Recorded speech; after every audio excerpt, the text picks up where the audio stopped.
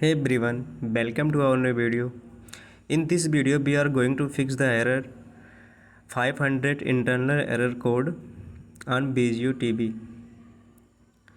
First you have to check internet connection. Ensure that your TV is properly connected to the internet. You can do this by going to the TV setting menu and select the network or Wi-Fi options. Second, clear the browse and cookies.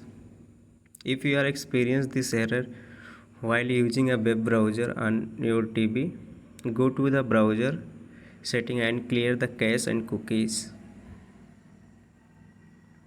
Third, factory reset. If the issue persists, you can perform the factory reset on your Vizio TV.